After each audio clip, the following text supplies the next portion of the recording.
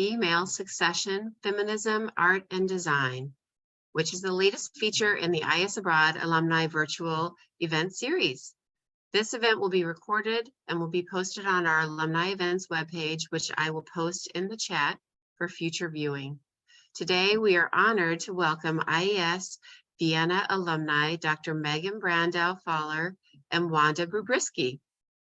Wanda Bubriski, our moderator for today's event, is a graduate of Bowdoin College and returned to Vienna postgraduate through a Fulbright scholarship.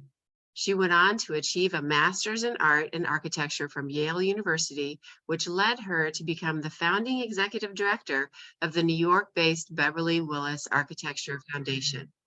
Throughout her studies and career, she has maintained a scholarly interest in Viennese art and architecture, as well as in rewriting historical narratives to include women and women's contributions.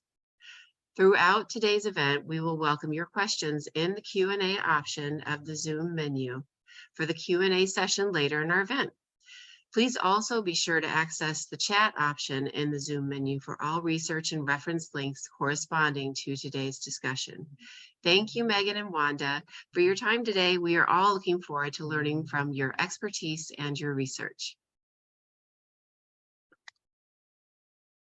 Thank you, thank you, thank you. And what a pleasure and honor to be part of this. And it feels like I have landed the best gig possible and met my newest best friend in Dr. Megan Brandow-Faller. So let me give a brief introduction of her work and what we'll be talking about today for about 30 minutes. And then we will turn it over to questions from the audience. And but Megan and I could probably go on for about a week, right? Yeah, just chat, because we have an amazing amount of overlap and it's extraordinary. So without further ado, Dr. Megan Brandow-Faller is professor of history at the City University of New York in Kingsborough, and also teaches at the CUNY Graduate Center. She holds a BA from the College of William and Mary, and a master's and PhD in Central European history from Georgetown University. Her research focuses on the art and design in secessionist and interwar Vienna, including children's art, amazing, and artistic toys of the Vienna secession, expressionist ceramics of the Wiener Werkstätte, folk art and modernism, and women's art education. Her publications are numerous, her research areas are numerous, but just a smattering is that an edited volume of Childhood by Design, Toys and Material Culture of Childhood, 1700 to the Present, came out in 2018. The one we'll be hearing about more right now is the Female Secession, Art and the Decorative Arts, Decorative at the Viennese Women's Academy, came out in 2020. And most recently, and I think it came out this year, or is it actually copyrighted in the next year, 2023, the Routledge volume. This one is going to be absolute reading for everybody who's studying Viennese art and architecture. Megan is the author and co-editor with Laura Morovitz of Erasures and Eradications in Modern Viennese Art and Architecture and Design. And she also has a personal bio that will slip in towards the end here. And Megan will be giving us a slide presentation in 1 second. I just want to give a sense of the arc of our 30 minutes together. And I would put it into 3 categories. One is women's cultural production and erasure. The other could be history in the service of the contemporary. And then the last is personal histories and professional pursuits and values. So I leave those sort of large ideas out for all of us to consider. So without further ado, Megan, I turn it over to you and your slide deck, and let's get going. Thank you. Thank you so much, Wanda. Thank you to IES and to Jody and Don for organizing this. So just to let you know, I'll be doing like a very brief micro presentation on one of my books, just as a springboard for our conversation, and then we'll be launching into conversation with Wanda and your questions, which we very much welcome. So I'll be talking a little bit today, you all should see the screen share now, on my book from 2020 called The Female Secession. Okay, so this book, The Female Secession, argues that the self-consciously feminine art produced by artists trained at the Viennese Women's Academy was an important contribution to modern art and design that has largely been ignored because of its embrace of the decorative arts and handcraft media, constituting what critics liken to a quote-unquote female secession. And this was a term that was used in the time, not my term. This provocatively feminine women's art was a subversive feminist intervention in response to misogynist backlash against rising numbers of professional women artists. In the book, I argue that this flourishing women's art movement of the interwar period deserves to be integrated into a lineage that incorporates the contemporary craftivist movement and also the radical feminist art movement of the 1970s. Familiar artists like Judy Chicago, Miriam Shapiro. So this is a Vienna audience, so I'm sure you would know that the Vienna secessionists placed equal weight on the quote-unquote fine arts of painting and sculpture, as also the applied arts, handcraft, and design. Now, typically we can define the applied arts as fields where artistic objects usually served practical functions, in counter-distinction to painting and sculpture, which of course served no function beyond their own beauty. Why was this emphasis on the applied and decorative arts so critical to women? Well, ever since the time of the Renaissance, the applied and decorative arts came to be gendered as feminine, inferior, and typically involving lesser degrees of intellectual effort than the fine arts of painting and sculpture. As feminist art historian Rozika Parker famously put it, quote, "The decorative arts were, quote, mindless, decorative, and delicate, like the icing on a cake." So what is interesting about the artists in my book is not that they specialized in the applied arts. This was expected. In Austria, women were allowed to study at the School of Applied Arts since its founding in 1868, whereas they weren't allowed to study at the Academy of Fine Arts until quite late, 1920. So it's not surprising that these women specialized in the applied arts, but they did so in a manner that provocatively subverted the established conventions surrounding feminine handcraft media. And they used the applied arts to experiment with similar ideas and movements as male artists working in the fine arts. Particularly important to my book is the radical women's art collective named the Wiener Frauenkunst. It simply means Viennese women's art, which was founded in 1926 and drew its membership base from an institution called the Viennese Women's Academy. So already you might see parallels to the later feminist art movement of the 1970s in the way these women recaptured the radical potential of women-only artistic culture. Led by an artist and craftswoman named Fanny Harflinger. She was a protege of the Klimt Group in her early years. So led by Fanny Harflinger, the Wiener Frauenkunst championed the Klimt Group's ideas of the equality of art and craft and the provocative idea of a separate feminine aesthetic and women's natural connection to the decorative. So they sort of reclaimed women's natural connection to the decorative, but did so in a way that subverted the gender-specific ideologies that slotted women into the decorative arts in the first place. The League was likened to a female secession and linked together interwar Austria's most radical women painters with craftsmen and applied artists, the sort of women working in the interwar Vienna workshops, and also architects. Harflinger and her new league strove to define women's art on their own terms, away from the pejorative discourse surrounding women's art. The Wiener Frauenkunst strongly represented the women who were active with the interwar Vienna workshops, And also the group had a significant Jewish membership base, somewhere around a third of women in the group. What work were they doing? Well, much of the applied art on view in its exhibitions was informed by contemporary movements like Expressionism, Primitivism, Cubism, or abstraction, like the abstract currents informing these beaded glass purses. Also compare the primitivizing currents of folk art and children's art, informing the design of this very famous, now famous chess set that was shown at the 1908 Kunstschau exhibition. Now, Wanda and I could talk for quite some time because one of the big themes of my book is the influence of children's art on the avant-garde. And I must brag about my wonderful co-host because Wanda was responsible for curating a landmark exhibition. We both have the catalog here at the Wien Museum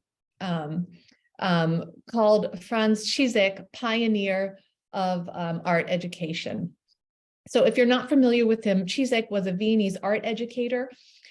He was a member of the Klimt Group and Secession, and he was one of the first art educators to allow children to draw from their imagination and express inner experiences. There was a strongly spiritual sense to his teaching. The children revered him and loved him. And critically, he's credited with the discovery of untutored children's art. He and his associates found children's art so important that they found it important enough to hang next to their own at major exhibitions, like the 1908 Kunstschau. This is a collage shown at the 1908 Kunstschau. So Zizek's students, the children's art, had a very important influence on contemporary art and design at the time. So this side being examples of children's cut paper work, and this being a postcard executed for the Vienna workshops. She was actually an assistant in Zizek's class. So it was very provocative, shall we say, for women artists to work in a style that was deliberately childlike and even copied the aesthetics of children's drawings. That was one thing going on in this Wiener Frauenkunst group. But generally speaking, it's applied arts and handcraft that were informed by contemporary movements like Cubism, abstraction, primitivism, and so on and so forth. To give you a few more examples, the ceramic work of Hette Büsche was something that reflected Cubist and Expressionist design principles. Her characteristic broken through style of pottery favored jagged edges, sharp corners, and large areas of hollowed out space, not unlike the rough lines, deliberately rough lines of an Expressionist woodcut print. So just in this, and another example of ceramics from the Vienna workshops by Hilda Jesser-Schmidt. So in their exhibitions, the Wiener Frauenkunst used perceptions of women's natural suitability for the applied arts to pry open the very masculine field of architecture. They staged a series of architecture and design exhibitions and exhibited model interiors that integrated painting, sculpture, and decorative objects into total aesthetic environments. So if you're familiar with the secessionist movement, this was something that very much harkened back to the legacy of the Klimt Group and their emphasis on the total work of art. But what was their feminist program? Well, critically, these interiors contested the ways in which theorists associated with the streamlined international style or machine aesthetic were pushing the decorative, the handmade, to the margins of modernist value systems. They wanted to reclaim the decorative and the homey. So through exhibitions with a strong feminist platform, like How Does the Woman See? Through exhibitions like How Does the Woman See? Wiener Frauenkunst members contested these ideas both in theory and practice and led a woman-centered crusade to reinsert decoration, domesticity, and hominess back into modern architecture against what they viewed as the sterile and cold nature of more functional interiors that were so functional and sterile that they were as cold as hospitals. These convictions were shared by Wiener Frauenkunst member Emmy Zweibuch, who figures into my current research project as well. She was internationally renowned as a craftswoman, children's book illustrator, and also pedagogue. She ran a school that ran on similar principles, although distinct, as those of Cizek. She published widely on contemporary handcraft and ran an applied arts workshop called the Workshops Emmy Zweibuch, which specialized in textiles and embroidery in tandem with her progressive school for girls. So you can see examples of some of the work here. You can see the influence of children's art, folk art, but at the same time, perhaps Cubism. Zweibuch called women to take inspiration from, quote, memories of our mothers and grandmothers, simple and fine handcraft, end quote, and the solid handcraft knowledge of peasants and primitive peoples. She was all about rehabilitating ornament and the decorative into modernist design. As she said, we must also try to ornament and embellish the objects of daily use with our own hands, end quote, to bring beauty, decoration, and domesticity back into the home. In a very real way, this revival of matriarchal modes of transmission formed a woman-centered lineage that anticipated those of the 1970s women's art collective. So that's just a very brief overview of the book, and I'll leave you with this idea. Decorative handcrafts are a traditional site of femininity and are commonly associated with an image of unthreatening docility, like these women pinning up the hem of the dress. But the artist connected with interwar Vienna's Female Secession created artworks that established and disrupted established boundaries between high and low, function and utility, and masculine and feminine fields of expression. The Female Secession, my book, recaptures the radical potential of what Fanny Harflinger referred to as works from women's hands, and puts forth an alternative version of Viennese modernism that never turned on its decorative ornamental roots. So we'll stop for there. Great images to stop with. Oh, can we leave up some of the images? Oh, sure. So just more fun to see that than us. And then also there was the one that you have, the four women, the image of the four women together. Oh, the Wiener Werkstätte artist. Absolutely. Let me pull that one. We'll get to that in a minute. But I'll wait till you. Just give me a second to pull that up. Sure. Rich stuff there, Megan. Thank you. You know, I would love to, because I know that there are a number of, you didn't talk about these though, did you? Did you get to the Wiener Werkstätte women designers? Not in any. But I would like to go back because I think it's a very provocative theory of yours, is this connection between these women and the, second wave modernism of Judy Chicago, Miriam Shapiro, so forth. Would you say that there was an emphasis on collective authorship and female mentorship, and in that respect, sort of a parallel to the later 1970s feminist art movement? Oh, sure, absolutely. If I may, I'll just bring up image that speaks to that.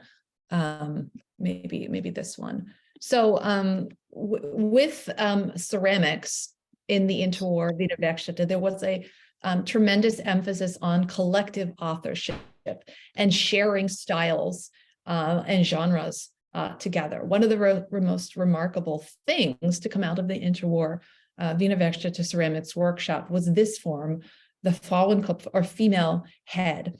And it first appeared in the guise of sort of classical female figures, but it became sort of centered on the modern sort of new woman, die neue Frau, in sort of a satirical way. And if you look at examples of these, you see this stylistic sharing and similarities between the styles that they worked in and practiced.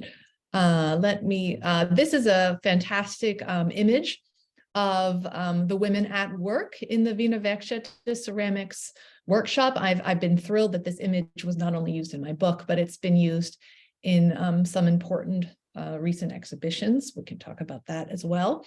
But this is Vali Visotia, who was sort of the leader of this interwar ceramics movement, working with some of her proteges, Gudrun Baldich and Kitty Ricks. And there was definitely an emphasis in the interwar Wiener Werkstätte on female collectivity, on free experimentation, and generally a de-emphasis on individual forms of authorship. I can show you a few more images that speak to this as well. So here we can see a Frauenkopf executed by Vali Visotir and those of her quote unquote student, Gudrun Baldich, and the way that she interpreted this form in an arguably even more radical way. Now, I hesitate to call Baldich Visotir's student because I've called that into question in some of my publications. You know, the way that they worked, it was less about a teacher-student relationship than sharing collectively together. I hope that answered that to some extent. Sure thing. Do you have a favorite? You know, do you have a superstar from your book? You know, a particular artist that you would like to highlight? You know, there are several, and I'll just pull up I'll talk about two. So I'll talk about Fanny Harflinger and perhaps Vali Visotir. So I think one thing that's something that Wanda and I chatted about informally, something that has been very encouraging is that in the time since I was a graduate student, many of the artists that I worked on, you know, have now become stars in the Viennese art scene. And there have been a number of important exhibitions like The Better Half at the Jewish Museum, like Stadt der Frauen at the Belvedere, the landmark Women of the Wiener Werkstätte exhibition just a few years ago at the Museum of Applied Arts that have really put these women into the spotlight.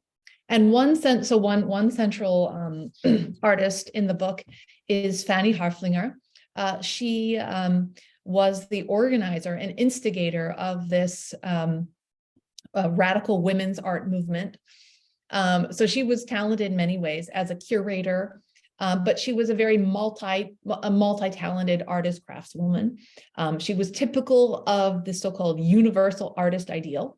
So an artist who could design graphic arts, could do painting, could design furniture, you know, on the model of Mozart or Hoffmann. And in fact, contemporary critics likened her to a female Joseph Hoffmann. So she was very well known. She was published in Versachem early, as well as periodicals like Die Fläche, and had her major artistic debut at the 1908 Kunstschau. Now, I'm actually teaching a class for the 92nd Street Y, and our class this week focuses on new perspectives on the Viennese expressionist breakthrough. So the point is, she was very much a contemporary of better known artists like Kokoschka and Schiele, was actually, you know, even in Schiele's Neukunstgruppe, but was largely forgotten because she experimented with expressionism in, you know, media like artistic toys rather than in painting. So she is someone who has become well-known. I'm very pleased about that. And perhaps another who has gotten has come more into the spotlight is Vali Visotir. So Visotir was a spirited nonconformist. She definitely adhered to this sort of, image of the new woman.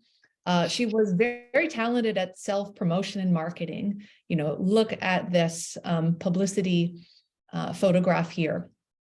And she was someone who very much played with the established conventions surrounding women's art. Both Wieseltier and Harflinger attended the Viennese Women's Academy. So, you know, one of the major themes of the book is like how radical stuff came out of a school where only women were studying, which wasn't always associated with, you know, something liberating. But she basically defied her parents' expectations. She was from a well-off, prominent Jewish family. She was a champion athlete, and very much against the wishes of her parents, she pursued a career in art, first at the Women's Academy, and then at the secessionist dominated School of Applied Arts. She was also definitely one of the only members of the Wiener Werkstätte to have a successful career in the United States. She emigrated to New York in 1928 and had a very successful career here. This is a photo from one of her shows here. Had she stayed, sorry, but had she, because she was Jewish, correct? So, and you said that a number of these artists were Jewish. So I would assume that come the 1930s, their lives changed radically. And so they either, so can you just give a little sidebar about that? Was it just circumstance that Vali Wieseltier moved to New York in 28, and had she stayed in, you know, would she have to leave in 33 or 38? Yeah, that's a great question. So Wieseltier, you know, fortunately emigrated before the Aryanization and all of that. She had, so she was very successful. She participated in a number of exhibitions, but notably won prizes at the famous decorative art exposition in Paris in 1925, and was invited to participate in a traveling exhibition of ceramic art, the International Exhibition of Ceramic Art, that hit the Metropolitan Museum in New York and also went to other places. So through contacts forged through that show, she decided to emigrate to the United States in 1928. It was first sort of provisional. She sort of floated between New York, Paris, and Vienna, but moved permanently in 1932. Her decision to emigrate was because she wanted to present herself as a ceramic sculptor, free of the pejorative discourse surrounding women's handcraft. And, you know, we're not really getting into her in great depth, but she made very provocative ceramic sculpture using pottery-based techniques at the wheel. So she made these over life-size mannequin-like figures using a vessel-based technique, like a hollowed-out pot technique. I also mention her because she was very prolific as a theorist and writer. She wrote about expressionist ceramics and her technique and method in German design periodicals and also English periodicals as well. And what seems to have attracted people, and people like Josef Hoffmann, the artistic director of the Wiener Werkstätte, was that women were untutored and they didn't have extensive pre-training in ceramics. She was discovered as a ceramics sculptor precisely because she was not tutored in the medium. So the Wiener Werkstätte artistic directors very much marketed this sort of primitive, untutored aesthetic that drew on folk art and children's drawings. But you asked about the Jewish aspect, the prologue of the book. I mean, obviously, so a large number of artists were forced to go into forced immigration. A significant number were, deported, killed at camps as well. So is this, could this be now the segue moment, but from the female secession material that you have to the book that is just coming out, and that would be the erasures and eradication in modern Viennese art, architecture, and design, because that you've mentioned Hoffman now a couple of times.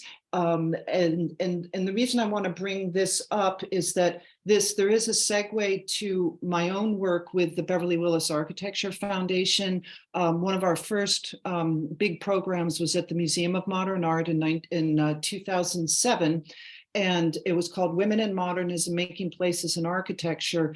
And one of the stories is that, you know, women's history is like writing chalk on a chalkboard followed by an eraser. And so the poster is done as chalk writing and can be easily erased. And I love that fact. I mean, I don't love it. It's a fact, but that your book Erasures is your edited version is of that. And I think that, you know, the article that you brought my attention to specifically read, Alana Shapiro's The Legacy of Joseph Hoffman. Actually, that was not the title. The title was hang on one moment. Our Great Joseph Hoffman, Undoing the Austrian Profile of a Celebrated Architect.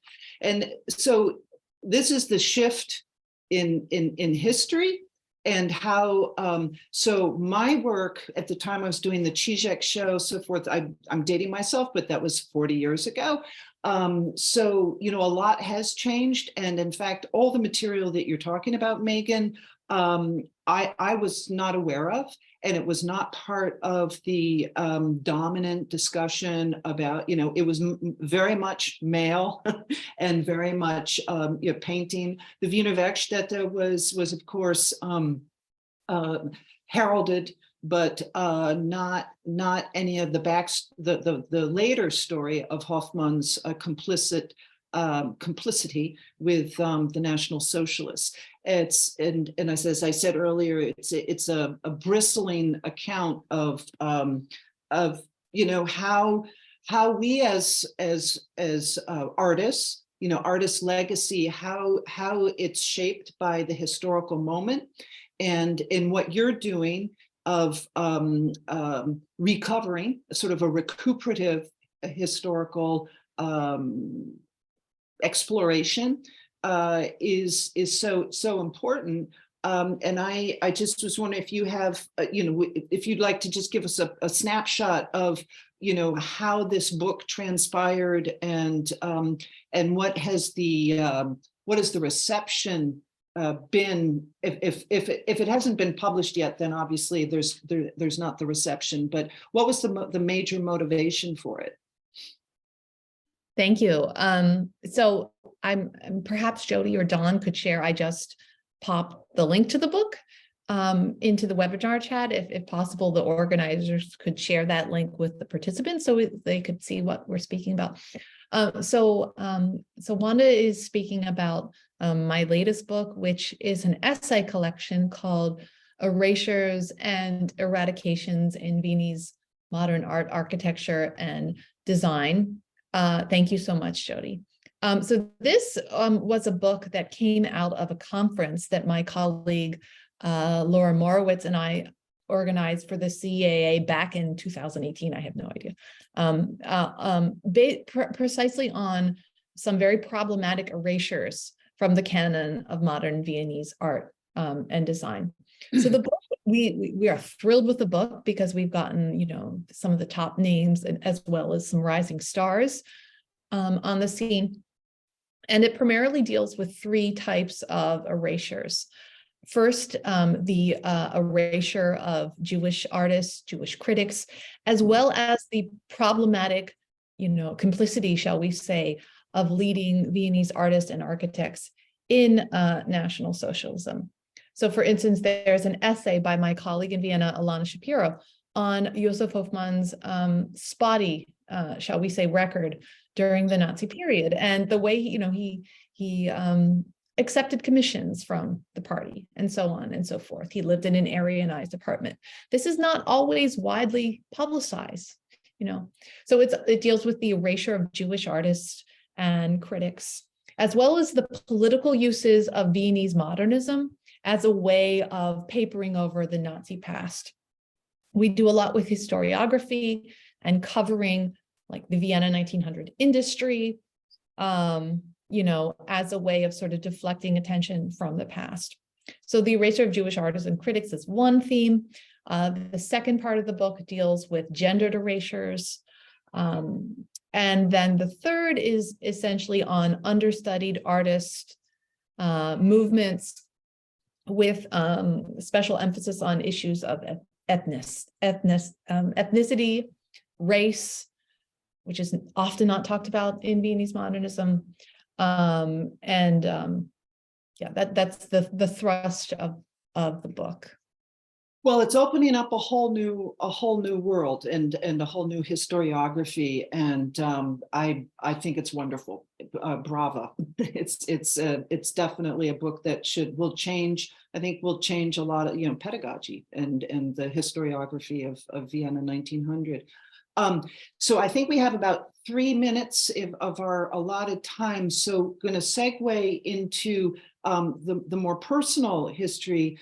And this is where, our overlap of Vienna. I think all the alums that are on have, really good memories of Vienna. I know my year transformed me. I grew up, I traveled, but I also started to take my surroundings more seriously. And it did sort of project me into an academic pursuit. And I think the same is true with Megan and then some. Could you just tell us a little bit about your first day at IES? Sure. I mean, I remember I was actually picked up at the airport by a friend from William and Mary who was spending the whole year in Vienna. So that was kind. I had a personal pickup. I mean, I meant the orientations. Just fast forward to the orientation. So the orientation, we had an orientation in Mareezel in Styria, and obviously probably the most fun aspect of the orientation was that I met my future spouse, my soulmate, my best friend, Adam Brandow, on the train in the snow on the way to the orientation. We were like best friends immediately. He had the same camera as my roommate from William and Mary, so we sort of like hit it off immediately. And there was a circle of other American people on the IES orientation trip that we were close to, and we're still friends with some of them today. Well, so the main thing though is you met your husband through IES Vienna, and you have a family. You've been mother of 4 children. Your oldest, Charlotte, has passed away, and our condolences, but you have also 3 sons. Could you please share with us, because it's a mouthful, their full names, please? So we have Otto. I mean, so the boys all learn German. We have German au pairs. We had a lovely German caretaker, part-time nanny in the city. So they learn German. They're very curious. I mean, and they're very Vienna, very Habsburg names. I mean, Otto is Otto Felix Leopold. He sometimes proudly tells people his full name. Our house is very much full of our time in Vienna. So Adam and I met in study abroad in Vienna in 2002. But we also lived there together 2 other years in addition to that. We spent a gap year there before we started grad school. And we also spent a year there on my Fulbright year. I mean, and Adam, he sort of put his MA on hold to come with me. I mean, he's an amazing husband and father, I think he might be listening. He's actually, as it were, picking up friends from Vienna at the train station. Okay, so we got Otto, and we have Theo, and we have Maximilian, Maxi, right? Yeah, so and so how do you do it all? You got kids, you got a husband, you've got a house, you've got like 6 jobs and you produce all these books and stuff. So what's your secret sauce, Megan? You gotta. That's so fine. Frankly, I have no idea how there are still publications, relatively many coming through. But I mean, to be honest, I'm so grateful for my job at CUNY and that I'm able to teach online because it's flexible. And like, for instance, erasures and eradications, like, thank you for your kind words about it. Also, the pace and tempo of an edited volume is such that I can do it in chunks. So like the school day, that's my time for scholarship, but it's very kind. I think I excel at multitasking. Well, you're also, you're involved in your community, the library, nonprofit groups about, was it parental loss? I don't want to dwell on it, but it is a rather, it must be one of the hardest things as a human being, as a parent, to lose a child. And but you also have, 3 rambunctious boys, ages 2 to 6 or 2 to 5 or something. So is that at all your interest in toys and, Spielwerk? Is there a correlation, or do you use your kids as like, testing products, or, you're doing your new project on the woman who started Crayola crayons or something? That's a great question. I mean, so my dissertation, I'm also an anomaly because I did a degree in cultural history, but I actually publish only in art history today. But my dissertation was a social history of women's art education. And there was like 2 paragraphs on the 1908 Kunstschau and the Art for the Child Room, which was this wonderful exposition of artistic toys. I really got into that afterwards. So the topic of artistic toy making was something that hit me by accident, not because I had children, because my interest in that topic preceded actually having children, but surely it has intersected. My newest project, it's very much Wanda's specialty, your specialty, focuses on the international and especially American influence of Cizek and other art educators on popular notions of child creativity and expressivity, which are so commonplace today. So the interest in child creativity and toy making preceded actually having children, but now it's obviously intersected in very profound ways, shall we say. And I'm working through some of the, same amazing stuff that you did. So, that's wonderful. We see Dawn. I think you're the Dawn has arrived. I have arrived. Yeah. Thank you, Wanda, and thank you, Megan. It was a great conversation. I learned something new. I did not know much about Vietnamese art, so it was a good education on a cold afternoon in Chicago. So thank you for that, and sort of the whole full circle moments with everything that you two had to share. I do have one question from the audience that I'll start off. And if anyone has anything else, please feel free to add to the chat and the Q&A, and something else might spin from this. You may want to add something. But one of the questions is, were there any male artists who worked collectively in the same way as these women did during this time? That's a great question. Very, very, very on point question. So let me answer that in 2 ways. So this one thing Wanda and I spoke about was the influence of children's art, untutored children's drawings on contemporary art and design. That was not an influence that was limited to women. Look at the influence of children's art on Kokoschka or Rudolf Kalbach. It was also there as well, but given that women were reclaiming and practicing this style, it was particularly provocative given the ways that women were seen to be childlike and women were invariably associated with children. Added to that, the sexual fascination with the so-called Kindweib or child woman made it very provocative indeed. I do think this question was more asking about the sort of ceramics, interwar Werkstätte aesthetic, and that's a great question. I would say look at the works of the Hagenauer workshops. There's definitely a similar shared aesthetic as well. In terms of ceramics, you could look up I'll even pop it into the Q&A, the work of someone named Walter Bosse. So the answer is yes, but to a lesser degree. And obviously, one obvious fact was the Great War and a shortage of men, which was partially why this female artistic movement flourished. Great. I see another question has come through. Someone asked, were these women from artistic families? So maybe wives and daughters of artists, of their own, of any ones that you've spoken about today?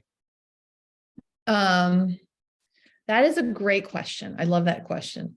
So the way I look at it as this, the women that I focus on in this book were sort of like the second generation of artistically active women. If you think of Klimt's women, you can think of the women that were commissioned by Klimt to paint their portraits. They sort of expressed their artistic ambitions indirectly. So think of like Adele Bloch-Bauer. She was smart. She knew languages. She ran a salon, but she participated in the artistic community through patronage and association with the ideal community of all those who made and created art. So I'm just reading the question again.